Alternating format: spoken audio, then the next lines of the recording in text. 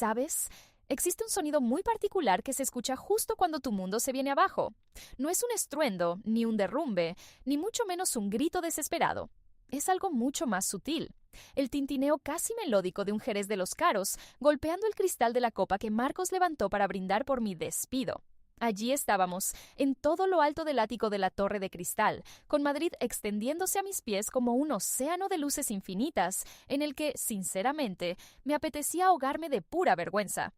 Marcos rodeaba con el brazo a su nueva conquista, Paloma, esa mujer que tiene una risa que me recuerda al chirrido de un metal rayando un cristal, y soltó ante todos los inversores: Beatriz ha sido una herramienta excepcional, pero ya sabéis cómo va esto. Los algoritmos antiguos tienen que dejar paso a las nuevas interfaces. Herramienta. Dios, cómo me dolió aquello, me quemaba por dentro. Mientras le miraba esa camisa impecablemente planchada, no podía evitar recordar las veces que yo misma se la lavaba a mano en el lavabo de nuestra primera oficina, aquel sótano cutre donde no teníamos ni para la lavandería. Yo fui su cerebro, su código y su apoyo en la sombra. Y ahora, de repente, no era más que un algoritmo viejo. No te lo vas a tomar a mal, ¿verdad, Bea? Me soltó acercándose, apestando a éxito y a ese perfume que yo misma le regalé por su cumple. Paloma piensa que tu presencia en el consejo de administración va a ser algo incómoda. Te daremos una indemnización generosa para que te compres una casita por Valencia o algo así. Podrás plantar naranjos y olvidarte por fin de programar. En ese instante, Paloma me dedicó una sonrisa. Era la típica mueca de una depredadora que ya ve a su presa atrapada en el cepo. Lo que ella no sospechaba es que en toda esa sala, la única persona que sabía exactamente cómo funcionaba el mecanismo de esa trampa era yo. Por supuesto, Marcos, le respondí, y me salió una voz tan tranquila que hasta a mí me dio escalofríos. Sabes que siempre he deseado lo mismo para ti, que recibas punto por punto lo que te mereces. Los inversores se pusieron a aplaudir, convencidos de que aquello era un brindis por el éxito de la empresa. Marcos asintió con esa prepotencia suya, sin darse ni cuenta de cómo yo sacaba despacio un único papel de mi carpeta. No era un informe de resultados, no.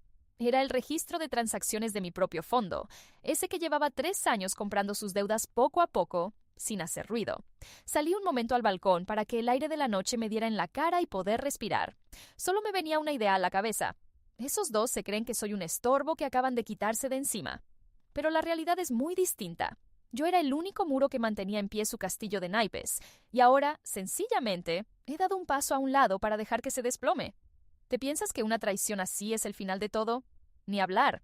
Para alguien como yo, esto no es más que el pistoletazo de salida que tanto tiempo llevaba esperando. Mira, a Marcos siempre le ha encantado llenarse la boca diciendo que es un hombre hecho a sí mismo, el típico triunfador que no le debe nada a nadie. Pero la verdad es que él solo es la portada bonita de un libro que escribí yo, dejándome la piel en cada página. Cuando empezamos aquí en Madrid, no teníamos una oficina de lujo en un rascacielos. Lo que teníamos era mi viejo garaje a las afueras y litros de ese café barato de máquina que sabe a rayos.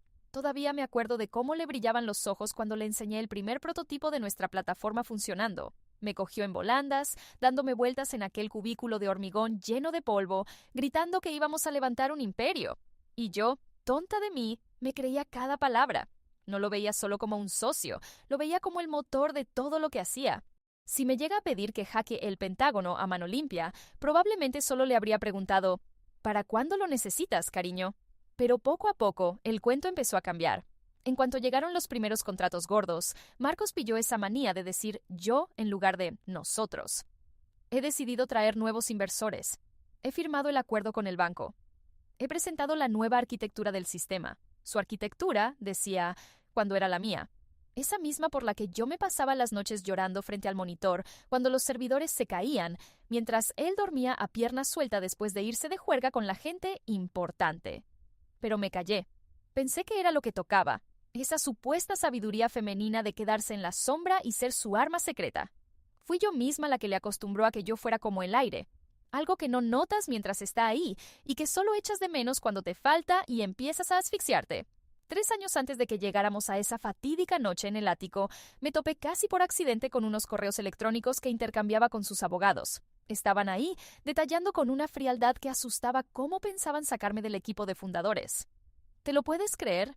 Fue como si me abrieran el pecho en canal y me arrancaran el corazón sin anestesia.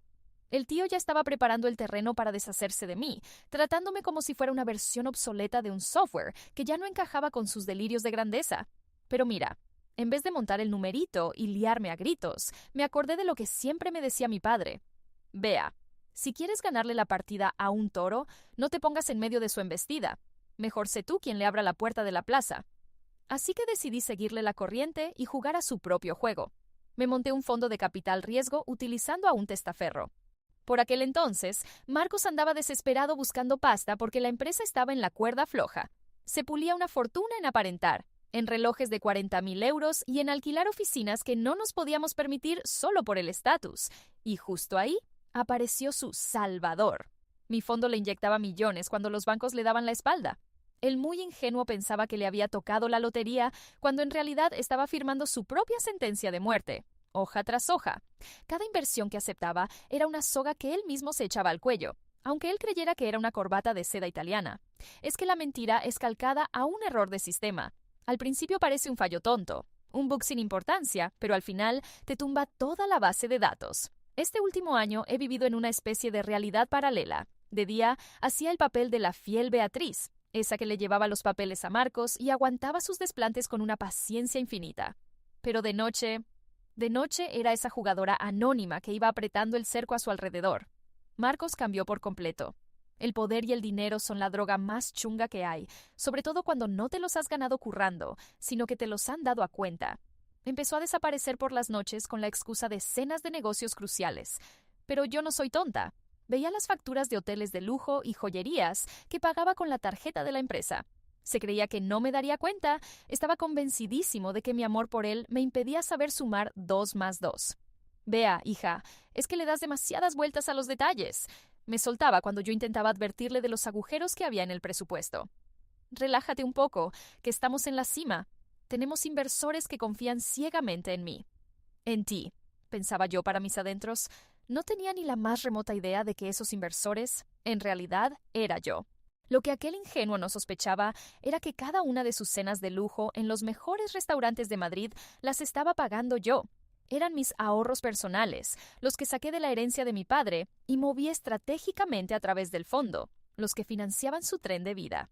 Me quedaba mirándolo mientras pedía botellas de vino que costaban más que mi sueldo de un mes, y sentía cómo se terminaba de secar la última gota de compasión que me quedaba por él. Y entonces, como si no tuviéramos suficiente, apareció Paloma. Entró en nuestra oficina de Madrid con una prepotencia tal que parecía que ya figuraba como dueña en las escrituras. La heredera del imperio Valeria Systems me miró de arriba a abajo, como si yo fuera una mancha de café en una alfombra cara.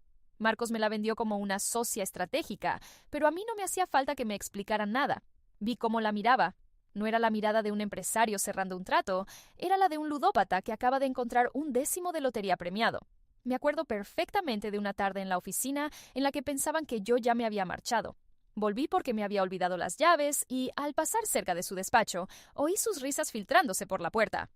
«Oye, tú, ratoncita gris, esa tal Beatriz, ¿de verdad se cree que te vas a casar con ella?», preguntó Paloma con ese tono de superioridad que me revolvía el estómago. «No digas tonterías», respondió Marcos con una pereza que me heló la sangre. «Es útil, nada más. Es como un sistema operativo viejo que mantiene todo en marcha hasta que me pueda permitir uno nuevo. En cuanto firme la fusión con tu padre, le doy pasaporte. No es más que polvo en mis zapatos, Paloma». Me quedé ahí, en la oscuridad del pasillo, apretando las llaves contra la palma de mi mano hasta que el metal se me clavó en la piel. ¿Polvo? ¿Un sistema operativo viejo? En ese preciso instante lo tuve claro. No iba a conformarme con quitarle la empresa.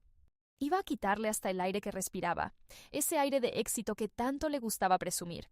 De mi padre no solo heredé el dinero, sino también esa sangre fría que te permite no pestañear cuando todo arde. En lugar de entrar allí y montar el espectáculo de mi vida, me di la vuelta y salí a la calle sin hacer ruido. Madrid me soltó un bofetón de calor en la cara, pero yo no pude evitar sonreír, porque sabía algo que él ni se imaginaba. Paloma no era su salvación. Paloma era mi caballo de Troya, la pieza que yo misma le había puesto delante a través de mis contactos, y el muy tonto se había tragado el anzuelo hasta el fondo.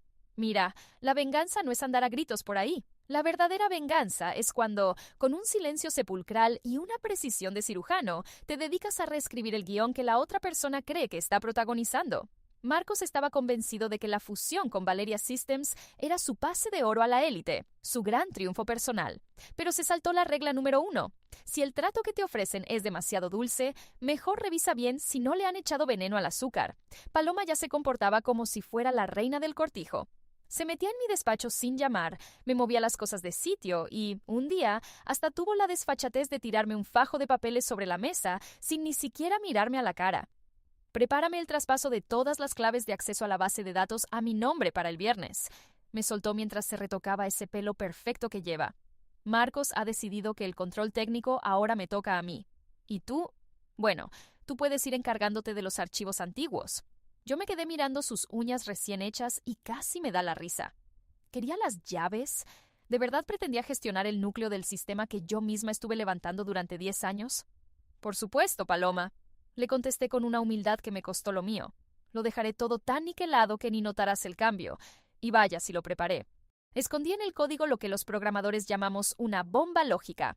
Una condición minúscula. Si mi identificador personal se borraba del sistema sin activar antes un protocolo de seguridad muy específico, toda la base de datos se convertía al instante en un montón de basura digital ilegible. Marcos estaba tan ocupado eligiendo el traje para la firma del contrato que ni se molestó en abrir el anexo técnico del acuerdo. Se fiaba de mí. Qué ironía, ¿verdad? Que el mismo hombre que me traicionó en lo más personal siguiera confiándome todo su dinero. Esa última semana se volvió alguien insoportable. Dejó de cogerme las llamadas del trabajo, y cuando nos cruzábamos por el pasillo, me miraba como si fuera invisible, como si fuera aire. Le veía riendo con Paloma en el restaurante de enfrente, abriéndole la puerta del coche. De ese mismo coche que, por cierto, compramos con mis ahorros. Una noche, cuando ya no quedaba ni un alma en la oficina, entré en su despacho. Allí, sobre la mesa, tenían una foto de los dos en Ibiza, felices, bronceados, radiantes. La cogí entre mis manos. En otro momento, ver eso me habría destrozado por dentro. En otro tiempo, una injusticia así me habría tenido llorando por las esquinas. Pero esa noche, lo único que sentí fue un vacío frío y cortante, como el filo de un cristal. Sabía de sobra que Marcos ya le había jurado a Paloma que, en cuanto se casaran, desviarían todo el capital de la empresa a paraísos fiscales. Su plan era dejar a los accionistas minoritarios, entre los que me incluía a mí, según sus cálculos, con una mano delante y otra detrás. Lo que el pobre diablo ignoraba era que esa accionista minoritaria ya se había hecho con el 51% de Valeria Systems a través de 3 sociedades pantalla en Hong Kong. Él estaba convencido de que se casaba con una fortuna, cuando la realidad es que se estaba atando de por vida a un pozo de deudas que yo misma había cavado. Mañana, Marcos, susurré mientras dejaba la foto en su sitio. Mañana vas a descubrir lo que se siente cuando te quedas sin aire para respirar. Mira, si algo sabe hacer bien, Madrid es montar una fiesta por todo lo alto. La gala en la Torre de Cristal tenía todo ese despliegue de lujo que a Marcos tanto le ponía. Esculturas de hielo que goteaban elegancia, camareros con guantes blancos impecables y ese aroma a triunfo que se le subía a la cabeza más que el champán más caro del mundo. Allí estaba él, enfundado en su traje de 5.000 euros, brillando como una moneda recién acuñada. Paloma no le soltaba el brazo, como si estuviera marcando su territorio ante todos los presentes. Miraba al resto del mundo por encima del hombro, y cuando sus ojos se cruzaban con los míos, se le notaba un aire de victoria que no intentaba ni disimular. Para ella, yo no era más que una enemiga derrotada, una sombra que mañana mismo barrerían junto con el confeti del suelo. ¡Queridos amigos! La voz de Marcos retumbó en todo el salón, haciendo que el murmullo de la gente se apagara de golpe. Hoy no estamos aquí solo para firmar un papel. Hoy estamos uniendo 2 imperios. Álvarez Tech y Valeria Systems van a ser una sola fuerza. Y quiero dar las gracias a quienes me han ayudado a escalar hasta esta cima. Me clavó la mirada y se le dibujó en la cara esa sonrisita de superioridad que me daban ganas de irme a fregar las manos con lejía. Beatriz, gracias de corazón por tus años de servicio fiel. Fuiste una ayuda fantástica en aquellos tiempos en los que empezábamos de cero, pero a los grandes barcos les esperan grandes travesías y tu cheque de despedida ya te está esperando en el despacho. Se hizo un silencio de esos que se cortan con un cuchillo. Aquello no era un agradecimiento, era una bofetada pública en toda regla. Se estaba emborrachando de poder, paladeando el momento en el que, según él, yo me echaría a llorar o me pondría roja como un tomate. Pero lo único que hice fue ladear un poco la cabeza y devolverle la sonrisa con toda la calma del mundo. Mira, Marcos, siempre se te ha dado de maravilla eso de soltar discursos de película. Le solté bien alto, asegurándome de que me oyeran hasta en la última fila del salón. Pero te has saltado un detalle de nada. Los imperios no se fusionan solo porque a un hombre le apetezca. Pertenecen a quien tiene las llaves en la mano.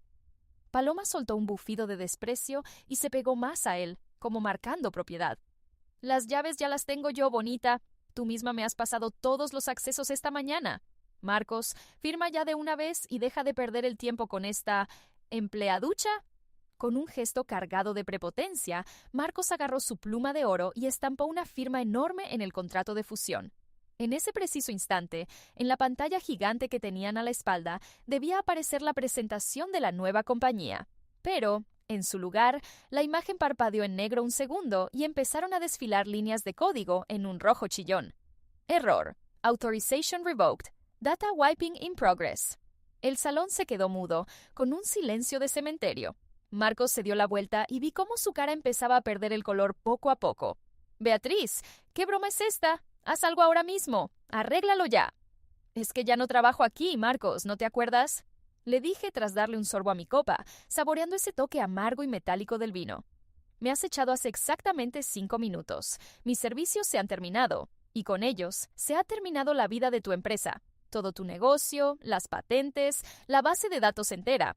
Todo estaba vinculado a mi nombre. Acabas de firmar una fusión con una cáscara vacía. Sabes, en las películas estas cosas pasan en silencio, pero la realidad es otra historia». El salón estalló en gritos. Los mismos inversores que antes le reían las gracias a Marcos, ahora miraban sus móviles con pánico, viendo cómo sus acciones se evaporaban más rápido que el hielo de los combinados. Marcos estaba pegado a la pantalla, aporreando las líneas rojas con el dedo como si eso fuera a frenar el desastre. «¡Es un error! ¡Es un fallo técnico!», chillaba el tío desgañitándose. «Beatriz, vuelve a ponerlo todo como estaba. Te daré lo que me pidas. ¿Me oyes? Lo que quieras». Paloma, que hacía nada se sentía la dueña del mundo, se apartó de él de un empujón. Tenía la cara desencajada por la rabia. Ella lo pilló mucho antes que él. Acababa de comprar un cementerio de bytes inservibles. «¿Pero qué idiota eres, Marcos?», le gritó, quitándoselo de encima. «Me juraste que la tenías bajo control. Mi padre me va a matar por haber firmado este contrato». Me acerqué a ellos despacio, con el paso firme. En mis manos llevaba la tablet, donde se veía, segundo a segundo, cómo el sistema se estaba suicidando en tiempo real. «Dinero, Marcos». Le solté clavándole la mirada, y por primera vez en su vida vi cómo retrocedía intimidado. «Ya no te queda ni un céntimo, querido. Tu supuesto pasaporte a la gloria se ha transformado en una montaña de deudas. Y por cierto, Paloma, harías bien en revisar el correo de tu padre.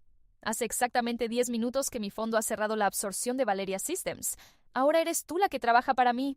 Eso si pasas la entrevista de selección, claro». Paloma se puso tan blanca que parecía un fantasma. Le temblaba la mandíbula y abría la boca sin que le saliera ni media palabra. «Pero, ¿qué estás diciendo?», balbuceó Marcos, agarrándose al borde de la mesa del catering para no caerse. «¿Qué fondo? Beatriz, por Dios, si empezamos esto juntos, ¿no puedes hacerme una cosa así? Nosotros. Solté una carcajada amarga. El nosotros se terminó el día que decidiste que yo era un sistema operativo viejo, al que se podía tirar a la basura. Se te olvidó quién escribió cada línea de ese código. Se te olvidó sobre qué hombros estabas subido mientras presumías de tu grandeza ante todo Madrid. En ese momento, las puertas del salón se abrieron de par en par, pero no eran los camareros con el postre. Entraron varios hombres con trajes oscuros y personal de seguridad.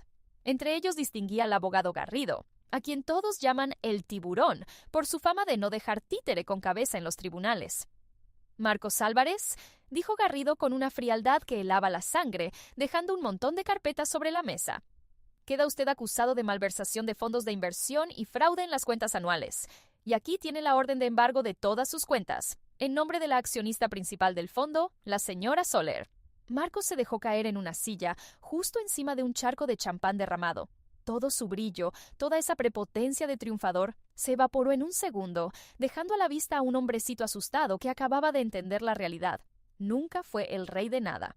No era más que una marioneta en manos de la mujer a la que siempre consideró su sombra. ¿Sabes?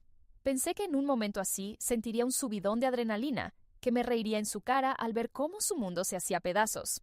Pero no fue así. Lo único que sentía era una calma gélida, como si dentro de mí se hubiera apagado definitivamente el servidor que gestionaba el dolor. Marcos se quedó ahí pasmado, con la mirada perdida en la nada, mientras un montón de uniformados empezaban a moverse a su alrededor. Paloma, al darse cuenta de que su vida de cuento de hadas se acababa de ir al garete, se arrancó del cuello el collar de diamantes. Un regalo de Marcos pagado con mi propio dinero. Faltaría más. Y lo estampó contra el suelo. «No eres nadie», le gritaba ella fuera de sí. «Me has engañado. Me juraste que esa tipa no era más que una secretaria». Marcos ni se inmutó. Levantó la vista y me miró con una mezcla de pánico e incomprensión que sinceramente me dio hasta asco. «¿Beatriz? ¿Por qué?», susurró con un hilo de voz. «Solo quería lo mejor para nosotros, para la empresa. ¿Tú me querías? ¿Que te quería?». Me puse de cuclillas frente a él, obligándole a que leyera cada movimiento de mis labios. «Te equivocas, Marcos. Yo no te quería. Yo te inventé. Cada palabra que soltabas, cada uno de tus éxitos, hasta esa cara de ganador que ponías, todo era un proyecto mío. Y como cualquier creador, tengo todo el derecho del mundo a borrar mi propio archivo si detecto que tiene un virus. Y resulta que el virus eras tú». Me levanté con toda la parsimonia del mundo y le hice una señal al abogado Garrido. «Lleváoslo todo, la oficina, las patentes, sus cuentas personales, hasta ese traje de diseño si está a nombre de la sociedad». Marcos intentó ponerse en pie, pero las piernas no le respondían. Tenía la cara de alguien que se despierta de golpe en mitad del océano y se da cuenta de que ya no hay barco bajo sus pies. «¿Y ahora a dónde voy?», me preguntó con la voz quebrada. «¿A dónde empezaste?», le solté mientras me retocaba el pelo. «A aquel sótano de Malasaña, ¿te acuerdas? Todavía debe de oler a humedad y a sueños rotos. Solo que esta vez no voy a estar yo para escribirte el código de supervivencia». Me di media vuelta y caminé hacia la salida.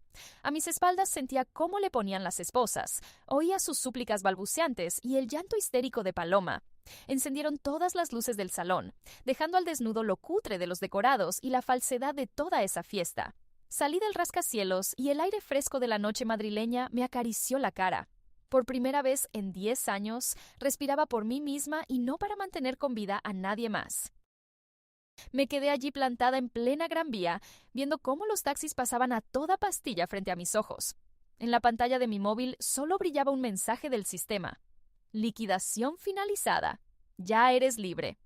El pobre de Marcos se pensaba que yo era un sistema operativo viejo, de esos que cambias por otro más moderno sin mirar atrás. Pero se olvidó de un detalle vital. Yo no era el programa. Yo era la mano que sostenía el interruptor. No solo se ha quedado sin empresa, ha perdido la única oportunidad que tenía de ser algo más que un simple hueco vacío dentro de una americana de lujo. Mañana mismo, Madrid va a amanecer con los periódicos echando humo por la caída de Álvarez Tech. Mañana se dará cuenta de que en una celda no hay servicio técnico que le valga, y que Paloma, en menos de una semana, no se va a acordar ni de cómo se apellidaba. Me miré las manos y por fin estaban firmes. Ni un solo temblor. Me he pasado 10 años levantándole un castillo a él, mientras yo misma me cavaba mi propia fosa.